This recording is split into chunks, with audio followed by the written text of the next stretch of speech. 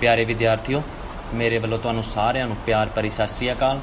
ਅੱਜ ਆਪਾਂ 9ਵੀਂ ਕਲਾਸ ਦੇ ਇੰਪਲੋਏਬਿਲਟੀ ਸਕਿੱਲ ਚੈਪਟਰ ਦੇ ਯੂਨਿਟ 3 ਸੈਸ਼ਨ 2 ਵਿੱਚ topic information and communication technology ਭਾਵ ਜਾਣਕਾਰੀ ਅਤੇ ਸੰਚਾਰ ਟੈਕਨੋਲੋਜੀ ਵਿੱਚ ICT ਉਪਕਰਨਾਂ ਦੀ ਗੱਲ ਕਰਨ ਜਾ ਰਹੇ ਹਾਂ। ਅੱਜ ਆਪਾਂ ਸੰਖੇਪ ਰੂਪ ਵਿੱਚ ਟੈਬਲੇਟ ਅਤੇ ਸਮਾਰਟਫੋਨ ਬਾਰੇ ਗੱਲ ਕਰਾਂਗੇ। ਸਭ ਤੋਂ ਪਹਿਲਾਂ ਵਿਦਿਆਰਥੀਓ, ਤੁਹਾਡੇ ਲਈ ਇਹ ਜਾਣਨਾ ਬਹੁਤ ਜ਼ਰੂਰੀ ਹੈ ਕਿ ICT ਹੁੰਦਾ ਕੀ ਹੈ। ICT ਦਾ ਪੂਰਾ ਨਾਮ ਕੀ ਹੈ? ICT ਦਾ ਪੂਰਾ ਨਾਮ ਤੁਸੀਂ ਸਕਰੀਨ ਦੇ ਉੱਪਰ ਜਿਸ ਤਰ੍ਹਾਂ ਦੇਖ ਹੀ ਰਹੇ ਹੋ, information and communication technology. Punjabi ਵਿੱਚ ਜਾਣਕਾਰੀ ਅਤੇ ਸੰਚਾਰ ਟੈਕਨੋਲੋਜੀ ਦੇ ਨਾਮ ਨਾਲ ਇਸ ਨੂੰ ਜਾਣਿਆ ਜਾਂਦਾ ਹੈ।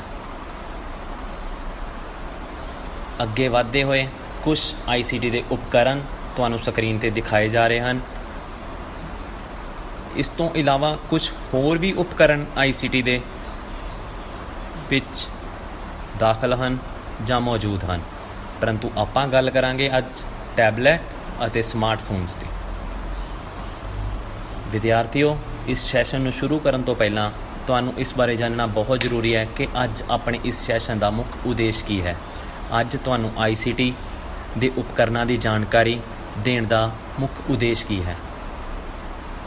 ਵਿਦਿਆਰਥੀਓ, ਤਾਂ ਇਹ ਜਾਣ ਕੇ ਤੁਹਾਨੂੰ ਖੁਸ਼ੀ ਹੋਵੇਗੀ ਕਿ ਇਸ ਸੈਸ਼ਨ ਦਾ ਮੁੱਖ ਉਦੇਸ਼ ਇਹ ਹੈ ਕਿ ਇਸ ਦੇ ਵਿੱਚ ਤੁਹਾਨੂੰ ICT ਦੇ ਉਪਕਰਨਾਂ ਸਮਾਰਟਫੋਨ ਅਤੇ ਟੈਬਲੇਟ ਬਾਰੇ ਦੱਸਿਆ ਜਾਵੇਗਾ, ਉਸ ਦੇ ਅੰਤਰ ਬਾਰੇ ਦੱਸਿਆ ਜਾਵੇਗਾ ਅਤੇ ICT ਦੇ ਸਾਧਨਾਂ ਦੀ ਵਰਤੋਂ ਬਾਰੇ ਜਾਣਕਾਰੀ ਦਿੱਤੀ ਜਾਵੇਗੀ। ਅੱਗੇ ਵਧਦੇ ਹੋਏ ਤੁਹਾਨੂੰ ਇਹਨਾਂ ਜਾਣਕਾਰੀਆਂ ਦੇ ਨਾਲ ਇਹ ਦੱਸਿਆ ਜਾਂਦਾ ਹੈ ਕਿ ਜਾਣਕਾਰੀ ਨੂੰ ਕਈ ਤਰੀਕਿਆਂ ਦੇ ਨਾਲ ਰਿਕਾਰਡ ਜਾਂ ਸਟੋਰ ਕੀਤਾ ਜਾਂਦਾ ਹੈ, ਜਿਵੇਂ ਕਿ ਕਾਗਜ਼ 'ਤੇ ਹੱਥ ਲਿਖਤ, ਟਾਈਪਰਾਈਟਰ ਜਾਂ ਕੰਪਿਊਟਰ ਦੀ ਵਰਤੋਂ ਕਰਕੇ ਟਾਈਪ ਕੀਤਾ ਜਾ ਸਕਦਾ ਹੈ। ਜਦੋਂ ਜਾਣਕਾਰੀ ਇਲੈਕਟ੍ਰੋਨਿਕ ਡਿਵਾਈਸ 'ਤੇ ਸਟੋਰ ਕੀਤੀ ਜਾਂਦੀ ਹੈ, ਜਿਵੇਂ ਕਿ ਇਲੈਕਟ੍ਰੋਨਿਕ ਡਿਵਾਈਸ ਜਿਸ ਦੇ ਵਿੱਚ ਕੰਪਿਊਟਰ, ਸਮਾਰਟਫੋਨ, ਟੈਬਲੇਟ ਅਤੇ ਲੈਪਟਾਪ ਆਦਿ 'ਤੇ ਸਟੋਰ ਕੀਤੀ ਜਾਂਦੀ ਹੈ ਅਤੇ ਦਰਜ ਕੀਤੀ ਜਾਂਦੀ ਹੈ, ਤਾਂ ਇਹ ਡਿਜੀਟਲ ਰੂਪ ਧਾਰ ਲੈਂਦੀ ਹੈ। ਜਾਣਕਾਰੀ ਅਤੇ ਸੰਚਾਰ ਟੈਕਨੋਲੋਜੀ ਵਿੱਚ ਤਕਨੀਕੀ ਸੰਦ ਅਤੇ ਸਰੋਤੇ ਦਾ ਵਿਭਿੰਨ ਸਮੂਹ ਸ਼ਾਮਲ ਹੁੰਦਾ ਹੈ, ਜੋ ਜਾਣਕਾਰੀ ਨੂੰ ਸੰਚਾਰਿਤ ਕਰਨ, ਬਣਾਉਣ, ਪ੍ਰਸਾਰ ਕਰਨ, ਸਟੋਰ ਕਰਨ ਅਤੇ ਪ੍ਰਬੰਧਨ ਕਰਨ ਲਈ ਵਰਤੇ ਜਾਂਦੇ ਹਨ। ICT ਦੇ ਵਿੱਚ ਮੁੱਖ ਤੌਰ 'ਤੇ ਕੰਪਿਊਟਰ, ਇੰਟਰਨੈਟ, ਪ੍ਰਸਾਰਣ ਟੈਕਨੋਲੋਜੀ ਜਿਨ੍ਹਾਂ ਦੇ ਵਿੱਚ ਰੇਡੀਓ ਅਤੇ ਟੈਲੀਵਿਜ਼ਨ ਅਤੇ ਟੈਲੀਫੋਨ ਆਦਿ ਸ਼ਾਮਲ ਹੁੰਦੇ ਹਨ। ਜਾਣਕਾਰੀ ਵੱਲ ਹੋਰ ਵਧਦੇ ਹੋਏ ਤੁਹਾਨੂੰ ਇਹ ਦੱਸਿਆ ਜਾਂਦਾ ਹੈ ਕਿ ਜਾਣਕਾਰੀ ਅਤੇ ਸੰਚਾਰ technology information and communication technology ਕਈ ਸੰਸਥਾਵਾਂ 'ਤੇ ਔਨਲਾਈਨ ਬੈਂਕਿੰਗ ਪ੍ਰਣਾਲੀ ਦੇ ਵਿਕਾਸ ਦੁਆਰਾ ਪੈਸੇ ਦੇ ਲੈਣ ਦੇਣ ਨੂੰ ਲੈ ਕੇ ਸਾਡੀ ਆਰਥਿਕਤਾ ਦੇ ਕੰਮ ਲਈ ਇਸ ਕੰਮ ਨੂੰ ਕਰਨ ਦਾ ਸਥਾਨ ਬਣ ਗਈ ਹੈ। ਕੰਮ ਵਾਲੀ ਥਾਂ 'ਤੇ ਅਸੀਂ ਕੰਮ ਨੂੰ ਪੂਰਾ ਕਰਨ ਲਈ ਵੱਖੋ ਵੱਖਰੇ ਕੰਪਿਊਟਰ ਸੌਫਟਵੇਅਰ ਅਤੇ ਐਪਲੀਕੇਸ਼ਨਾਂ ਦੀ ਵਰਤੋਂ ਕਰਦੇ ਹਾਂ। ਉਦਾਹਰਨ ਵਜੋਂ ਜਿਵੇਂ ਕਿ ਦਸਤਾਵੇਜ਼ ਬਣਾਉਣ ਲਈ, ਹਿਸਾਬ ਕਰਨ ਲਈ, ਟੇਬਲ ਬਣਾਉਣ ਲਈ, ਟੇਬਲ ਜਿਸ ਦੇ ਵਿੱਚ ਕੋਈ ਵੀ ਕੰਪੈਰੇਟਿਵ ਸਟੇਟਮੈਂਟਸ ਜਿਸ ਤਰ੍ਹਾਂ ਗ੍ਰਾਫ ਆ ਗਏ ਆਦਿ ਇਸ ਦੇ ਵਿੱਚ ਕੀਤੇ ਜਾਂਦੇ ਹਨ। ਆਧੁਨਿਕ ICT ਕਈ ਤਰ੍ਹਾਂ ਦੇ ਮੀਡੀਅਮ ਫਾਰਮਾਂ ਵਰਤਦਾ ਹੈ, ਜਿਸ ਵਿੱਚ ਟੈਕਸਟ, ਗ੍ਰਾਫਿਕ, ਐਨੀਮੇਸ਼ਨ, ਆਡੀਓ ਅਤੇ ਵੀਡੀਓ ਆਦਿ ਸ਼ਾਮਲ ਹਨ। ਚਿੱਤਰਾਂ ਅਤੇ ਦਸਤਾਵੇਜ਼ਾਂ ਨੂੰ ਤਿਆਰ ਕਰਨ, ਬਣਾਉਣ, ਪ੍ਰਬੰਧ ਕਰਨ, ਡਾਟਾ ਇਕੱਠਾ ਕਰਨ ਅਤੇ ਪ੍ਰੋਸੈਸ ਕਰਨਾ ਅਤੇ ਉਹਨਾਂ ਨੂੰ ਪੇਸ਼ ਕਰਨਾ, ਵਿੱਦਿਅਕ ਜਾਂ ਖੋਜ ਪੱਤਰਾਂ ਨੂੰ ਮੀਡੀਆ ਨਾਲ ਭਰਪੂਰ ਸੰਚਾਰ ਆਦਿ ਬਣਾਉਣ ਲਈ ਆਡੀਓ ਅਤੇ ਵੀਡੀਓ ਸਾਧਨਾਂ ਨਾਲ ਕੰਮ ਕਰਦਾ ਆਦਿ ICT ਦਾ ਮੁੱਖ ਅੰਗ ਹੈ। ਵਿਦਿਆਰਥੀਓ, ਅੱਗੇ ਤੁਹਾਨੂੰ ਦੱਸਣ ਜਾ ਰਹੇ ਹਾਂ ICT ਦੇ ਕੁਝ ਟੂਲਸ। ICT ਦੇ ਬਹੁਤ ਟੂਲ ਇਸ ਦੇ ਵਿੱਚ ਸ਼ਾਮਲ ਹਨ, ਪਰੰਤੂ ਜੋ ਪ੍ਰਮੁੱਖ ਅਤੇ ਮਹੱਤਵਪੂਰਨ ਪਹਿਲਾ ਕੰਪਿਊਟਰ ਇੱਕ ਇਲੈਕਟ੍ਰੋਨਿਕ ਡਿਵਾਈਸ ਹੈ ਜੋ ਕਿ ਯੂਜ਼ਰ ਤੋਂ ਡਾਟਾ ਪ੍ਰਾਪਤ ਕਰਦਾ ਹੈ। ਵੱਖ-ਵੱਖ ICT ਟੂਲਸ ਜੋ ਵਰਤੇ ਜਾਂਦੇ ਹਨ, ਉਹਨਾਂ ਵਿੱਚ ਕੰਪਿਊਟਰ ਜੋ ਅਸੀਂ ਕੰਮ 'ਤੇ ਵਰਤਦੇ ਹਾਂ। ਕੰਪਿਊਟਰ ਦੀ ਵਰਤੋਂ ਹਰ ਇੱਕ ਦਸਤਾਵੇਜ਼ੀ ਖੇਤਰ ਦੇ ਵਿੱਚ ਕੀਤੀ ਜਾਂਦੀ ਹੈ। ਕੰਪਿਊਟਰ ਨੂੰ ਅਸੀਂ ਇਨਪੁਟ ਦੇ ਜ਼ਰੀਏ ਕੁਝ ਡਿਵਾਈਸਾਂ ਦਿੰਦੇ ਹਾਂ ਜੋ ਕਿ ਸਾਨੂੰ ਆਊਟਪੁੱਟ ਦੇ ਰੂਪ ਵਿੱਚ ਪ੍ਰਦਾਨ ਕਰਦਾ ਹੈ। ਇਸ ਤੋਂ ਬਾਅਦ ਨੰਬਰ 2 ਸਮਾਰਟਫੋਨ। ਸਮਾਰਟਫੋਨ ਜਿਸ ਦੁਆਰਾ ਅਸੀਂ ਗੱਲ ਕਰਦੇ ਹਾਂ, ਜਾਣਕਾਰੀ ਪ੍ਰਾਪਤ ਕਰਨ ਲਈ ਇੰਟਰਨੈਟ, ਈਮੇਲ ਅਤੇ ਸੋਸ਼ਲ ਨੈੱਟਵਰਕਸ ਰਾਹੀਂ ਦੂਜਿਆਂ ਨਾਲ ਸੰਚਾਰ ਕਰਦੇ ਹਾਂ। ਫਿਲਮ ਅਤੇ TV ਸ਼ੋਅ ਵੇਖਣਾ ਆਦਿ ਵੀ ਸਮਾਰਟਫੋਨ ਦੇ ਵਿੱਚ ਸ਼ਾਮਲ ਹੈ।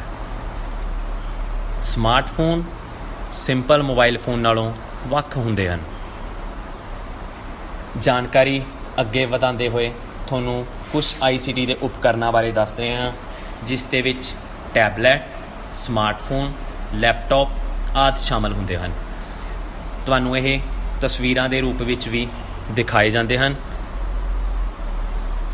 ਸਭ ਤੋਂ ਉੱਪਰ ਟੈਬਲੈਟ ਦਿੱਤੀ ਹੋਈ ਹੈ। ਦੂਸਰੇ ਨੰਬਰ 'ਤੇ ਸੈਂਟਰ ਦੇ ਵਿੱਚ ਸਮਾਰਟਫੋਨ ਦਿੱਤੇ ਗਏ ਹਨ। ਉਸੇ ਤਰ੍ਹਾਂ ਹੀ ਤੀਸਰੇ ਨੰਬਰ ਦੇ ਉੱਪਰ ਲੈਪਟਾਪ ਦਿੱਤੇ ਗਏ ਹਨ। ਤੁਹਾਨੂੰ ਇਹ ਦੇਖ ਕੇ ਸਮਝ ਲੱਗ ਰਹੀ ਹੋਵੇਗੀ ਕਿ ਟੈਬਲੈਟ ਅਤੇ ਸਮਾਰਟਫੋਨ ਦੇ ਵਿੱਚ ਕੀ ਅੰਤਰ ਹੈ, ਸਮਾਰਟਫੋਨ ਅਤੇ ਲੈਪਟਾਪ ਦੇ ਵਿੱਚ ਕੀ ਅੰਤਰ ਹੈ। ਇਸੇ ਤਰੀਕੇ ਨਾਲ ਹੀ ਟੈਬਲੈਟ ਅਤੇ ਲੈਪਟਾਪ ਦੇ ਵਿੱਚ ਕੀ ਅੰਤਰ ਹੈ, ਇਹ ਤੁਹਾਨੂੰ ਦੇਖ ਕੇ ਸਮਝ ਲੱਗ ਹੀ ਰਹੀ ਹੋਵੇਗੀ। ਪਰੰਤੂ ਫਿਰ ਵੀ ਤੁਹਾਨੂੰ ਵਿਸ਼ੇਸ਼ ਤੌਰ 'ਤੇ ਇਸ ਦਾ ਵਿਸਤਾਰਪੂਰਵਕ ਸਮਝਾਇਆ ਜਾਂਦਾ ਹੈ, ਜਿਸ ਵਿੱਚ ਸਭ ਤੋਂ ਪਹਿਲਾਂ ਤੁਹਾਨੂੰ ਦੱਸਣ ਜਾ ਰਹੇ ਹਾਂ ਕਿ ਸਮਾਰਟਫੋਨਸ ਕੀ ਹੁੰਦੇ ਹਨ। ਵਿਦਿਆਰਥੀਓ, ਸਮਾਰਟਫੋਨ ਮੋਬਾਈਲ ਫੋਨ ਨਾਲੋਂ ਵੱਖਰੇ ਹੁੰਦੇ ਹਨ। ਮੋਬਾਈਲ ਫੋਨ ਜਿਸ ਨਾਲ ਹੀ ਲੋਕਾਂ ਨਾਲ ਗੱਲ ਕਰ ਸਕਦੇ ਹਾਂ, ਫੋਨ ਕਾਲ ਪ੍ਰਾਪਤ ਕਰ ਸਕਦੇ ਹਾਂ ਅਤੇ ਖੁਦ ਫੋਨ ਕਾਲ ਕਰ ਸਕਦੇ ਹਾਂ। ਮੋਬਾਈਲ ਫੋਨ ਲੋਕਾਂ ਨਾਲ ਗੱਲ ਕਰਨ ਲਈ ICT ਦਾ ਇੱਕ ਸਾਧਨ ਹੈ, ਪਰੰਤੂ ਇਹ ਸਮਾਰਟਫੋਨ ਨਾਲੋਂ ਵੱਖ ਹੁੰਦਾ ਹੈ। ਸਮਾਰਟਫੋਨ ਇੱਕ ਐਡਵਾਂਸ ਫੋਨ ਹਨ, ਜਿਹੜੇ ਕਿ ਉਹ ਕੰਮ ਕਰਦੇ ਹਨ ਜੋ ਆਮ ਤੌਰ 'ਤੇ ਕੰਪਿਊਟਰਾਂ ਵਿੱਚ ਕੀਤੇ ਜਾਂਦੇ ਹਨ, ਕੰਪਿਊਟਰ ਅਤੇ ਲੈਪਟਾਪਾਂ ਦੇ ਵਿੱਚ ਕੀਤੇ ਜਾਂਦੇ ਹਨ। ਸਮਾਰਟਫੋਨ ਦੀ ਵਰਤੋਂ ਇੱਕ ਕੰਪਿਊਟਰ ਦੇ ਤੌਰ 'ਤੇ ਵੀ ਕੀਤੀ ਜਾਂਦੀ ਹੈ, ਜਿਵੇਂ ਕਿ ਵੈਬ ਵੇਖਣਾ, ਬਰਾਊਜ਼ਰਸ, ਈਮੇਲ ਭੇਜਣਾ, ਵੀਡੀਓ ਕਾਲ ਕਰਨਾ, ਗੇਮਸ ਖੇਡਣੀਆਂ, ਸੰਗੀਤ ਸੁਣਨਾ, ਮਿਊਜ਼ਿਕ ਜਿਸ ਨੂੰ ਤੁਸੀਂ ਕਹਿ ਸਕਦੇ ਹੋ, ਫਿਲਮਾਂ ਦੇਖਣੀਆਂ ਅਤੇ ਹੋਰ ਬਹੁਤ ਕੁਝ ਸਮਾਰਟਫੋਨਸ ਦੇ ਵਿੱਚ ਕੀਤਾ ਜਾਂਦਾ ਹੈ, ਜੋ ਕਿ ਇੱਕ ਸਿੰਪਲ ਮੋਬਾਈਲ ਫੋਨ ਦੇ ਵਿੱਚ ਨਹੀਂ ਕਰ ਸਕਦੇ। ਸਮਾਰਟਫੋਨਾਂ ਲਈ ਕੁਝ ਪ੍ਰਸਿੱਧ ਓਪਰੇਟਿੰਗ ਸਿਸਟਮ, ਜਿਨ੍ਹਾਂ ਵਿੱਚ ਐਂਡਰੋਇਡ OS, ਐਪਲ iOS ਅਤੇ ਵਿੰਡੋ ਮੋਬਾਈਲਸ ਆਉਂਦੇ ਹਨ। ਵਿਦਿਆਰਥੀਓ, ICT ਦਾ ਦੂਸਰਾ ਉਪਕਰਨ ਟੈਬਲੈਟ। ਟੈਬਲੈਟ ਇੱਕ ਛੋਟਾ ਕੰਪਿਊਟਰ ਹੈ। ਟੈਬਲੈਟ ਨੂੰ ਕੰਪਿਊਟਰ ਦੇ ਤੌਰ 'ਤੇ ਵਰਤਿਆ ਜਾਂਦਾ ਹੈ, ਇਸ ਕਰਕੇ ਇਸ ਨੂੰ ਇੱਕ ਛੋਟਾ ਕੰਪਿਊਟਰ ਕਿਹਾ ਜਾਂਦਾ ਹੈ, ਜਿਸ ਵਿੱਚ ਇਨਪੁੱਟ, ਆਊਟਪੁੱਟ ਅਤੇ ਪ੍ਰੋਸੈਸਿੰਗ ਫੰਕਸ਼ਨ ਹਨ, ਜੋ ਸਾਰੇ ਇੱਕ ਟੱਚ ਸਕਰੀਨ ਵਿੱਚ ਜੋੜ ਦਿੱਤੇ ਜਾਂਦੇ ਹਨ, ਜਿੱਥੇ ਤੁਸੀਂ ਇਸ ਦੀ ਸਕਰੀਨ ਨੂੰ ਛੂਹਣ ਨਾਲ ਕਈ ਕਾਰਜ ਕਰ ਸਕਦੇ ਹੋ। ਇਸ ਵਿੱਚ ਤੁਹਾਡੇ ਦਿਮਾਗ ਵਿੱਚ ਇੱਕ ਪ੍ਰਸ਼ਨ ਆਉਂਦਾ ਹੋਵੇਗਾ ਕਿ ਇਨਪੁੱਟ ਅਤੇ ਆਊਟਪੁੱਟ ਕਿਸ ਨੂੰ ਕਹਿੰਦੇ ਹਨ। ਤਾਂ ਵਿਦਿਆਰਥੀਓ, ਤੁਹਾਡੀ ਜਾਣਕਾਰੀ ਲਈ ਤੁਹਾਨੂੰ ਦੱਸਿਆ ਜਾਂਦਾ ਹੈ ਕਿ ਇਨਪੁੱਟ ਜੋ ਅਸੀਂ ਟੈਬਲੈਟ ਨੂੰ ਦੇ ਰਹੇ ਹਾਂ ਅਤੇ ਆਊਟਪੁੱਟ ਜੋ ਟੈਬਲੈਟ ਉਸ ਨੂੰ ਕਨਵਰਟ ਕਰਕੇ ਸਾਨੂੰ ਵਾਪਸ ਕਰ ਰਿਹਾ ਹੈ। ਉਦਾਹਰਨ ਦੇ ਤੌਰ 'ਤੇ ਅਸੀਂ ਟੈਬਲੈਟ ਦੇ ਵਿੱਚ ਕੁਝ ਟਾਈਪ ਕਰ ਰਹੇ ਹਾਂ, ਉਹ ਦਸਤਾਵੇਜ਼ ਦੇ ਰੂਪ ਵਿੱਚ, ਭਾਵ ਆਊਟਪੁੱਟ ਦੇ ਰੂਪ ਵਿੱਚ ਸਾਨੂੰ ਪ੍ਰਾਪਤ ਹੋ ਰਿਹਾ ਹੈ। ਉਹ ਆਊਟਪੁੱਟ ਅਖਵਾਉਂਦਾ ਹੈ ਅਤੇ ਜੋ ਅਸੀਂ ਟਾਈਪ ਕਰ ਰਹੇ ਹਾਂ ਟੈਬਲੈਟ ਨੂੰ ਦੇਣ ਲਈ, ਉਸ ਨੂੰ ਇਨਪੁੱਟ ਯੰਤਰ ਕਿਹਾ ਜਾਂਦਾ ਹੈ। ਅੱਗੇ ਵਧਦੇ ਹੋਏ ਟੈਬਲੈਟ ਸਮਾਰਟਫੋਨ ਨਾਲੋਂ ਵੱਡਾ ਹੁੰਦਾ ਹੈ। ਜਿਵੇਂ ਕਿ ਤੁਸੀਂ ਪਿਛਲੀ ਸਲਾਈਡ ਦੇ ਵਿੱਚ ਦੇਖਿਆ ਸੀ ਕਿ ਸਮਾਰਟਫੋਨ ਅਤੇ ਟੈਬਲੈਟ ਵਿੱਚ ਕੀ ਅੰਤਰ ਹੈ, ਤਾਂ ਇਸ ਵਿੱਚ ਤੁਹਾਨੂੰ ਜਾਣਕਾਰੀ ਦਿੱਤੀ ਜਾਂਦੀ ਹੈ ਕਿ ਟੈਬਲੇਟ ਸਮਾਰਟਫੋਨ ਨਾਲੋਂ ਵੱਡੀ ਹੁੰਦੀ ਹੈ ਅਤੇ ਤੁਸੀਂ ਉਹ ਸਾਰੇ ਕਾਰਜ ਕਰ ਸਕਦੇ ਹੋ ਜੋ ਇੱਕ ਕੰਪਿਊਟਰ ਜਾਂ ਸਮਾਰਟਫੋਨ 'ਤੇ ਕਰਦੇ ਹੋ। ਜਾਣਕਾਰੀ ਨੂੰ ਅੱਗੇ ਵਧਾਉਂਦਿਆਂ ਤੁਹਾਨੂੰ ਇੱਕ ਕਮਿਊਨੀਕੇਸ਼ਨ ਦਾ ਇੱਕ ਹੋਰ ਸਰੋਤ ਟੀਵੀ ਅਤੇ ਰੇਡੀਓ ਇਸ ਬਾਰੇ ਦੱਸਿਆ ਜਾਂਦਾ ਹੈ। ਟੀਵੀ ਜਿਸ ਨੂੰ ਆਡੀਓ ਅਤੇ ਵਿਜ਼ੂਅਲੀ ਏਡ ਨਾਮ ਨਾਲ ਜਾਣਿਆ ਜਾਂਦਾ ਹੈ ਅਤੇ ਦੂਸਰੇ ਪਾਸੇ ਰੇਡੀਓ ਜਿਸ ਨੂੰ ਕੇਵਲ ਆਡੀਓ ਏਡ ਦੇ ਨਾਮ ਨਾਲ ਜਾਣਿਆ ਜਾਂਦਾ ਹੈ। ਇਹ ਦੋਨੋਂ ICT ਦੇ ਸੋਮੇ ਹਨ। ਇਸ ਵਿੱਚ ਵਿਸ਼ੇਸ਼ ਜਾਣਕਾਰੀ ਦਿੰਦਿਆਂ ਹੋਇਆਂ ਤੁਹਾਨੂੰ ਦੱਸਦੇ ਹਾਂ ਕਿ ਟੀਵੀ ਅਤੇ ਰੇਡੀਓ ਲੰਮੇ ਸਮੇਂ ਤੋਂ ICT ਟੂਲ ਦੇ ਤੌਰ 'ਤੇ ਵਰਤੇ ਜਾ ਰਹੇ ਹਨ। ਰੇਡੀਓ ਦੀ ਵਰਤੋਂ ਆਡੀਓ ਪ੍ਰਸਾਰਣ ਲਈ ਕੀਤੀ ਜਾਂਦੀ ਹੈ। ਰੇਡੀਓ ਵਿੱਚ ਕੇਵਲ ਤੁਸੀਂ ਸੁਣ ਸਕਦੇ ਹੋ, ਜਦ ਕਿ ਦੂਸਰੀ ਪਾਸੇ ਟੀਵੀ ਦੀ ਵਰਤੋਂ ਬਹੁਤ ਸਾਰੇ ਲੋਕਾਂ ਨੂੰ ਆਡੀਓ ਅਤੇ ਵਿਜ਼ੂਅਲੀ ਜਾਣਕਾਰੀ ਦੇ ਪ੍ਰਸਾਰਣ ਲਈ ਕੀਤੀ ਜਾਂਦੀ ਹੈ। ਟੀਵੀ ਦੇ ਵਿੱਚ ਤੁਸੀਂ ਤਸਵੀਰਾਂ ਨੂੰ ਦੇਖ ਵੀ ਸਕਦੇ ਹੋ ਅਤੇ ਆਵਾਜ਼ ਨੂੰ ਸੁਣ ਵੀ ਸਕਦੇ ਹੋ। ਇਸ ਲਈ ਇਸ ਨੂੰ ਬੋਥ ਆਡੀਓ ਅਤੇ ਵਿਜ਼ੂਅਲੀ ਏਡ ਦੇ ਨਾਮ ਨਾਲ ਵੀ ਜਾਣਿਆ ਜਾਂਦਾ ਹੈ। ਜਾਣਕਾਰੀ ਅੱਗੇ ਵਧਾਉਂਦੇ ਹੋਏ ਰੇਡੀਓ ਅਤੇ ਟੀਵੀ ਦੋਵੇਂ ਮਨੋਰੰਜਨ ਅਤੇ ਨਵੀਆਂ ਚੀਜ਼ਾਂ ਸਿੱਖਣ ਲਈ ਵਰਤੇ ਜਾਂਦੇ ਹਨ। ਤੁਸੀਂ ਰੇਡੀਓ 'ਤੇ ਖਬਰਾਂ, ਗਾਣੇ, ਕਹਾਣੀਆਂ, ਭਾਸ਼ਣ, ਕ੍ਰਿਕਟ ਟਿੱਪਣੀਆਂ ਆਦਿ ਸੁਣ ਸਕਦੇ ਹੋ, ਜਦੋਂ ਕਿ ਟੀਵੀ ਦੀ ਵਰਤੋਂ ਫਿਲਮਾਂ, ਖਬਰਾਂ, ਮੌਸਮ ਦੀ ਭਵਿੱਖਬਾਣੀ, ਗਾਣੇ, ਕਾਰਟੂਨ ਅਤੇ ਵਿਦਿਅਕ ਭਾਸ਼ਾ ਦੇਖਣ ਲਈ ਕੀਤੀ ਜਾਂਦੀ ਹੈ। ਵਿਦਿਆਰਥੀਓ, ਹਾਲ ਦੇ ਵਿੱਚ ਸਰਕਾਰ ਦੇ ਦਿਸ਼ਾ ਨਿਰਦੇਸ਼ਾਂ ਦੇ ਅਨੁਸਾਰ ਸਰਕਾਰ ਵੱਲੋਂ ਟੀਵੀ ਦੀ ਵਰਤੋਂ ਵਿਦਿਅਕ ਸਾਧਨਾਂ ਲਈ ਵੀ ਕੀਤੀ ਜਾ ਰਹੀ ਹੈ। ਅਧਿਆਪਕ ਸਾਥੀਆਂ ਵੱਲੋਂ ਆਪਣੇ ਲੈਕਚਰ ਟੀਵੀ ਦੇ ਜ਼ਰੀਏ ਵਿਦਿਆਰਥੀਆਂ ਤੱਕ ਪਹੁੰਚਾਏ ਜਾ ਰਹੇ ਹਨ। ਵਿਦਿਆਰਥੀਓ, ਇਹਨਾਂ ਦੇ ਵਿੱਚ ICT ਟੂਲਸ ਦੇ ਵਿੱਚ ਤੁਹਾਨੂੰ ਹੁਣ ਐਪਲੀਕੇਸ਼ਨ ਜਾਂ ਐਪਸ ਬਾਰੇ ਦੱਸਣ ਜਾ ਰਿਹਾ ਹਾਂ। ਵਿਦਿਆਰਥੀਓ, ਤੁਹਾਡੇ ਦਿਮਾਗ ਦੇ ਵਿੱਚ ਇੱਕ ਪ੍ਰਸ਼ਨ ਜ਼ਰੂਰ ਉੱਠ ਰਿਹਾ ਹੋਵੇਗਾ ਕਿ ਸਮਾਰਟਫੋਨ ਇੰਨੇ ਫੰਕਸ਼ਨ ਕਿਵੇਂ ਕਰਦਾ ਹੈ। ਤਾਂ ਇਸ ਦੇ ਲਈ ਤੁਹਾਨੂੰ ਇਹ ਦੱਸ ਰਿਹਾ ਹਾਂ ਕਿ ਇਹ ਸੌਫਟਵੇਅਰ ਐਪਲੀਕੇਸ਼ਨਸ ਜਾਂ ਐਪਸ ਦੀ ਮਦਦ ਦੇ ਨਾਲ ਹੀ ਇੰਨੇ ਫੰਕਸ਼ਨ ਕਰਦਾ ਹੈ। ਸਮਾਰਟਫੋਨ ਜਾਂ ਟੈਬਲੇਟ ਦੀ ਸਕਰੀਨ 'ਤੇ ਤੁਸੀਂ ਬਹੁਤ ਸਾਰੀਆਂ ਛੋਟੀਆਂ ਤਸਵੀਰਾਂ ਦੇਖਦੇ ਹੋ ਜਾਂ ਆਈਕਨਸ ਨੂੰ ਦੇਖਦੇ ਹੋ। ਇਹਨਾਂ ਨੂੰ ਛੂਹ ਕੇ ਫਿਲਮਾਂ ਨੂੰ ਵੇਖਿਆ ਜਾਂਦਾ ਹੈ, ਗੇਮਸ ਖੇਡੀਆਂ ਜਾਂਦੀਆਂ ਹਨ, ਕੈਮਰੇ ਦੀ ਵਰਤੋਂ ਜਿਸ ਨਾਲ ਹੀ ਤੁਸੀਂ ਫੋਟੋਜ਼ ਕਲਿੱਕ ਕਰ ਸਕਦੇ ਹੋ ਅਤੇ ਆਪਣੇ ਫੋਨ ਦੇ ਵਿੱਚ ਰੱਖ ਸਕਦੇ ਹੋ ਆਦਿ ਲਈ ਲੋੜੀਂਦੇ ਪ੍ਰੋਗਰਾਮਾਂ ਜਾਂ ਫੰਕਸ਼ਨਾਂ ਦੀ ਸ਼ੁਰੂਆਤ ਕਰਦੇ ਹਨ। ਵਿਦਿਆਰਥੀਓ, ਇੱਕ ਹੋਰ ਪ੍ਰਸ਼ਨ, ਕੀ ਐਪਸ ਇੱਕ ਸੌਫਟਵੇਅਰ ਪ੍ਰੋਗਰਾਮ ਹਨ? ਤਾਂ ਇਸ ਲਈ ਤੁਹਾਨੂੰ ਦੱਸਿਆ ਜਾਂਦਾ ਹੈ ਕਿ ਨਿਰਦੇਸ਼ਾਂ ਦਾ ਇੱਕ ਸਮੂਹ ਜਾਂ ਇੱਕ ਕਾਰਜ ਪ੍ਰਣਾਲੀਆਂ ਦਾ ਸਮੂਹ ਜੋ ਕਿ ਇੱਕ ਖਾਸ ਕਿਸਮ ਦੇ ਕੰਪਿਊਟਰ ਕਾਰਜਾਂ ਲਈ ਆਗਿਆ ਦਿੰਦੇ ਹਨ। ਇਸ ਵਿੱਚ ਤੁਹਾਨੂੰ ਇੱਕ ਡਿਫਾਲਟ ਐਪਸ ਬਾਰੇ ਜਾਣਕਾਰੀ ਦੇ ਰਹੇ ਹਾਂ। ਡਿਫਾਲਟ ਐਪਸ ਉਹ ਐਪਸ ਹੁੰਦੀਆਂ ਹਨ ਉਹ ਜੋ ਮੋਬਾਈਲ ਫੋਨ, ਸਮਾਰਟਫੋਨ ਜਾਂ ਟੈਬਲੇਟਸ ਦੇ ਵਿੱਚ ਪਹਿਲਾਂ ਤੋਂ ਹੀ ਮੌਜੂਦ ਹੋਣ, ਉਹਨਾਂ ਨੂੰ ਡਿਫਾਲਟ ਐਪਸ ਕਿਹਾ ਜਾਂਦਾ ਹੈ। ਉਦਾਹਰਨ ਵਜੋਂ phone, messages, play store, Apple store ਆਦਿ। ਇਸ ਤੋਂ ਇਲਾਵਾ ਸੈਂਕੜੇ ਹੋਰ ਐਪਸ ਹਨ ਜੋ ਔਨਲਾਈਨ ਸਟੋਰਾਂ ਤੋਂ ਖਰੀਦੇ ਜਾ ਸਕਦੇ ਹਨ ਜਾਂ ਡਾਊਨਲੋਡ ਕੀਤੇ ਜਾਂਦੇ ਹਨ।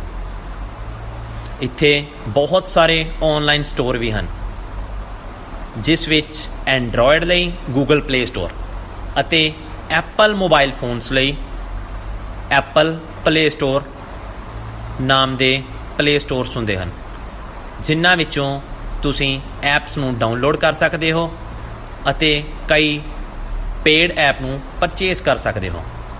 ਜਾਣਕਾਰੀ ਨੂੰ ਅੱਗੇ ਵਧਾਉਂਦੇ ਹੋਏ ਤੁਹਾਨੂੰ ਐਪਲੀਕੇਸ਼ਨਸ ਦੀ ਕੁਝ ਹੋਰ ਜਾਣਕਾਰੀ ਦਿੰਦੇ ਹੋਏ ਦੱਸ ਰਹੇ ਹਾਂ ਕਿ ਮੋਬਾਈਲ ਦੇ ਵਿੱਚ ਡਿਫਾਲਟ ਐਪਸ ਜੋ ਹੁੰਦੀਆਂ ਹਨ ਉਹਨਾਂ ਵਿੱਚ ਫੋਨ, ਕੈਮਰਾ, ਮੇਲ,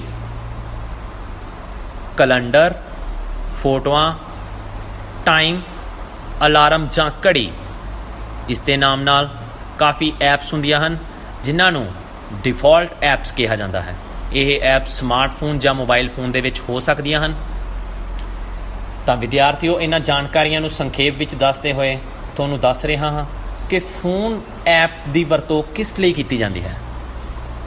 ਫੋਨ ਐਪ ਕਾਲ ਕਰਨ ਲਈ ਵਰਤੀ ਜਾਂਦੀ ਹੈ ਅਤੇ ਇਹਨਾਂ ਦੇ ਵਿੱਚ ਕਈ ਜਾਣੇ ਪਛਾਣੇ ਲੋਕਾਂ ਦੇ ਫੋਨ ਨੰਬਰ ਉਹਨਾਂ ਦੇ ਨਾਮ 'ਤੇ ਸਟੋਰ ਕੀਤੇ ਜਾਂਦੇ ਹਨ।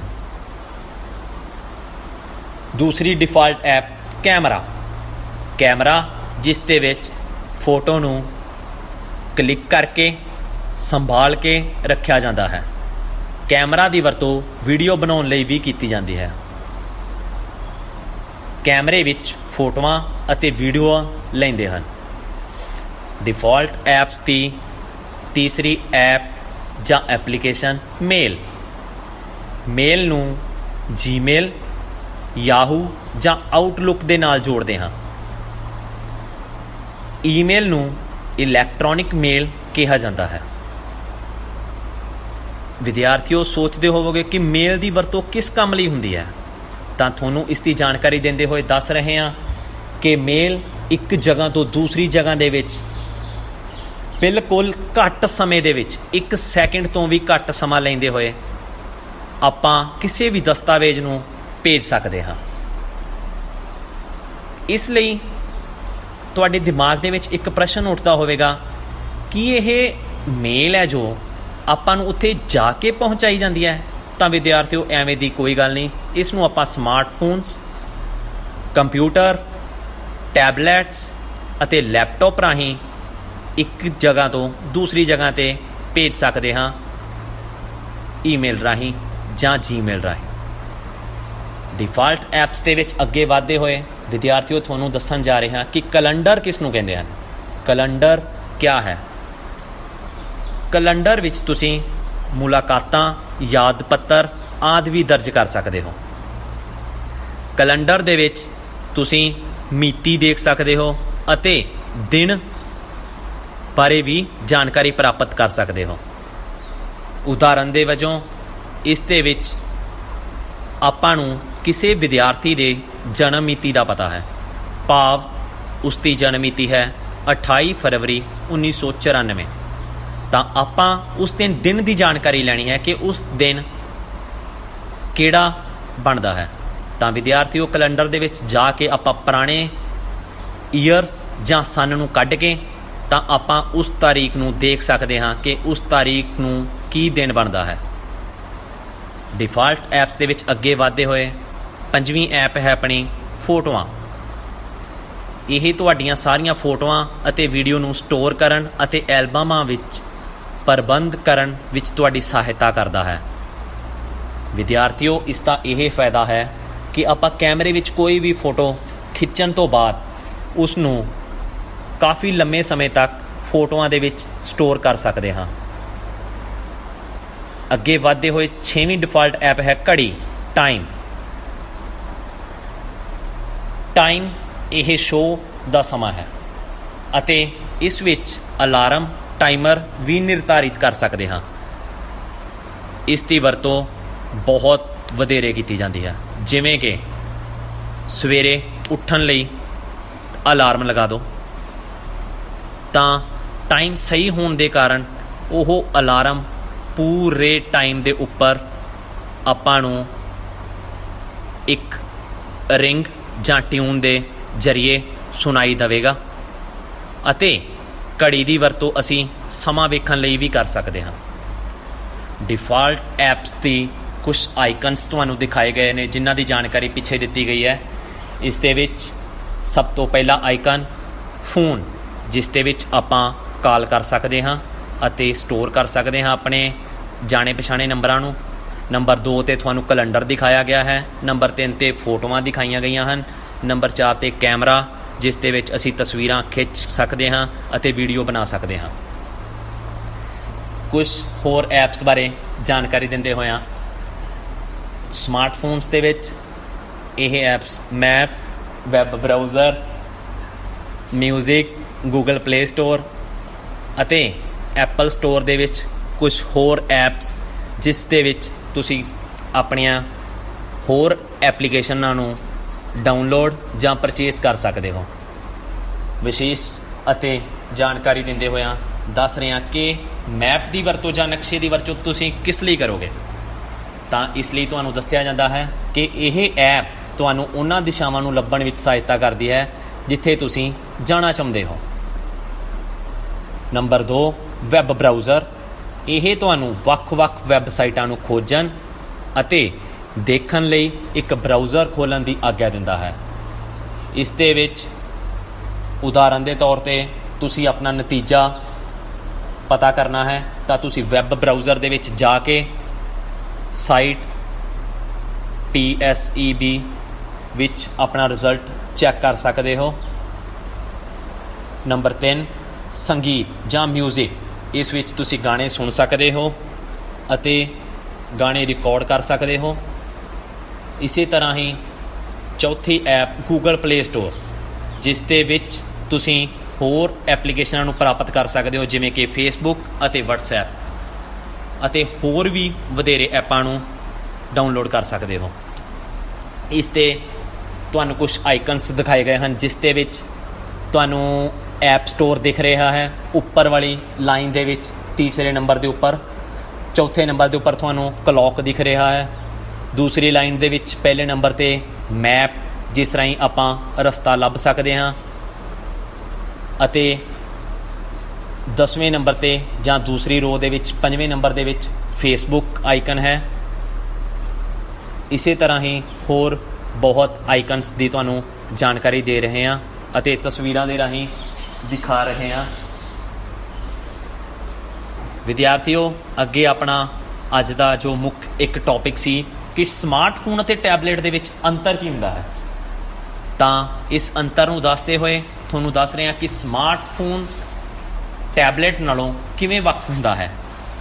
ਤਾਂ ਟੈਬਲੇਟਾਂ ਵਿੱਚ ਸਮਾਰਟਫੋਨ ਨਾਲੋਂ ਬਹੁਤ ਵੱਡੀਆਂ ਸਕਰੀਨਾਂ ਹੁੰਦੀਆਂ ਹਨ। ਟੈਬਲੇਟ ਦੀ ਸਕਰੀਨ ਵੱਡੀ ਹੁੰਦੀ ਹੈ, ਦੂਸਰੇ ਪਾਸੇ ਸਮਾਰਟਫੋਨ ਦੀ ਸਕਰੀਨ ਟੈਬਲੇਟ ਨਾਲੋਂ ਛੋਟੀ ਹੁੰਦੀ ਹੈ। ਸਮਾਰਟਫੋਨ ਵਧੇਰੇ ਪੋਰਟੇਬਲ ਹਨ, ਜਦ ਕਿ ਟੈਬਲੇਟਾਂ ਨਾਲੋਂ ਸਮਾਰਟਫੋਨ ਵਧੇਰੇ ਪੋਰਟੇਬਲ ਹੈ। ਸਮਾਰਟਫੋਨ ਵਿੱਚ ਕਾਲ ਅਤੇ SMS ਵੀ ਕਰ ਸਕਦੇ ਹਾਂ, ਜਦੋਂ ਕਿ ਬਹੁਤ ਸਾਰੀਆਂ ਟੈਬਲੇਟਾਂ ਇਸ ਪ੍ਰਕਾਰ ਨਹੀਂ ਹੁੰਦੀਆਂ। ਕੁਝ ਐਪਲੀਕੇਸ਼ਨ ਸਿਰਫ ਟੈਬਲੇਟ ਵਿੱਚ ਚੱਲ ਸਕਦੀਆਂ ਹਨ, ਨਾ ਕਿ ਸਮਾਰਟਫੋਨਾਂ ਵਿੱਚ। ਇਸੇ ਤਰੀਕੇ ਨਾਲ ਜੋ ਐਪਲੀਕੇਸ਼ਨਸ ਹਨ ਟੈਬਲੇਟ ਵਿੱਚ ਚੱਲ ਜਾਂਦੀਆਂ ਹਨ। ਸਮਾਰਟਫੋਨਸ ਵਿੱਚ ਵਾਈਫਾਈ ਅਤੇ 3G ਦੋਨੇ ਹੁੰਦੇ ਹਨ, ਜਦੋਂ ਕਿ ਟੈਬਲੇਟ ਮਾਡਲ ਵਿੱਚ ਦੋਵੇਂ ਹੁੰਦੇ ਹਨ। ਪਰੰਤੂ ਇਹ ਕੁਝ ਕੁ ਐਵੇਂ ਦੇ ਮਾਡਲ ਹੁੰਦੇ ਹਨ ਜਿਨ੍ਹਾਂ ਦੇ ਵਿੱਚ ਵਾਈਫਾਈ ਅਤੇ 3G 4G ਕਨੈਕਸ਼ਨ ਦੋਨੋਂ ਚੱਲਦੇ ਹਨ।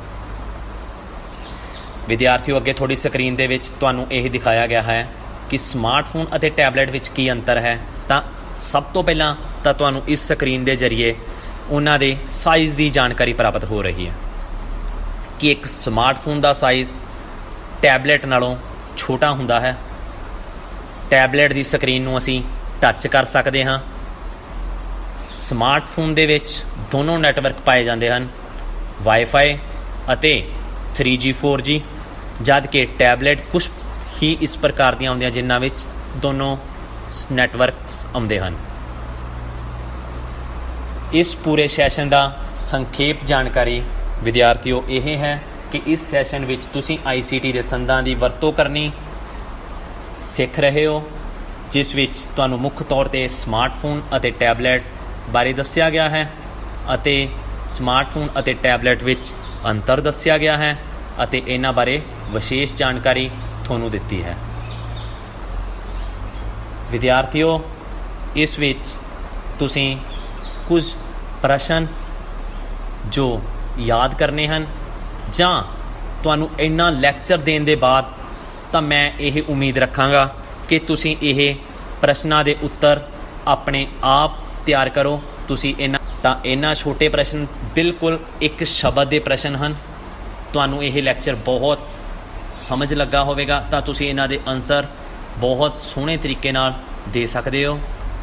ਇਹਨਾਂ ਦੇ ਵਿੱਚ ਤੁਹਾਨੂੰ 4 ਆਈਕਨਸ ਦਿੱਤੇ ਗਏ ਹਨ ਜਿਨ੍ਹਾਂ ਦੀ ਪਹਿਚਾਣ ਕਰਕੇ ਤੁਸੀਂ ਇੱਕ ਸ਼ਬਦ ਦੇ ਵਿੱਚ ਇਹਨਾਂ ਦੇ ਉੱਤਰ ਦੱਸਣੇ ਹਨ। ਮੈਨੂੰ ਉਮੀਦ ਹੈ ਤੁਹਾਨੂੰ ਇਹ ਸੈਸ਼ਨ ਬਹੁਤ ਪਸੰਦ ਆਇਆ ਹੋਵੇਗਾ। ਧੰਨਵਾਦ। ਮੇਰੇ ਵੱਲੋਂ ਤੁਹਾਨੂੰ ਸਭ ਨੂੰ ਇੱਕ ਵਾਰੀ ਫੇਰ ਪਿਆਰ ਭਰੀ ਸਤਿ ਸ਼੍ਰੀ ਅਕਾਲ।